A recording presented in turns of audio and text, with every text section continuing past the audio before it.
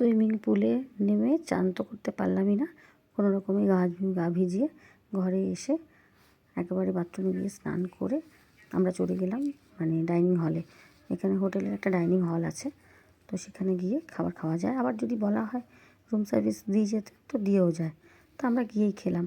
আমরা নিয়েছিলাম ভাত, ঝুরঝুরে ভাত, বেশ মানে একদম ভাতগুলো না দানাগুলো বেশ বড় বড়ও ছিল, আর ভাতটা ঝরঝরেও হয়েছিল।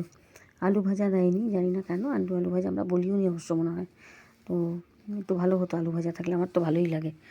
আর পাতলা মসুর ডাল ছিল, আর ছিল মাছের কালিয়া, ছিল চাটনি, পাঁপড়, আলু পোস্ত। আলু পোস্তটা ভীষণ ভালো করেছিল।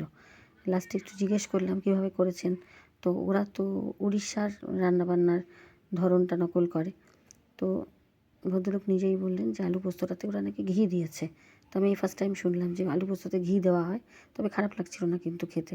কালো জিরে ফোড়ন আর ঘি দিয়ে রান্না করেছে। আর ভাতের পরিমাণও মোটামুটি ঠিকই ছিল।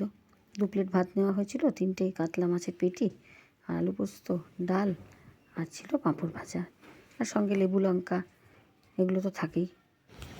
তারপরে এই যে আমরা খাওয়া দাওয়া হয়ে গেল, এবার যাচ্ছি সেই হোটেলের না একটা খিড়কির দরজা আছে, এই দেখো খিড়কির দরজায় পিছন দিকের গেট আছে।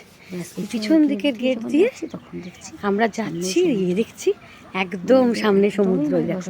তারা তোমাদের দেখাচ্ছি, কি ভালো যে লাগছে গো, কি বলবো, খুবই ভালো লাগছিল। ওই যে ওরা যাচ্ছে, অন্য রকমের একটা পাওয়া যায়, এই যে সমুদ্র।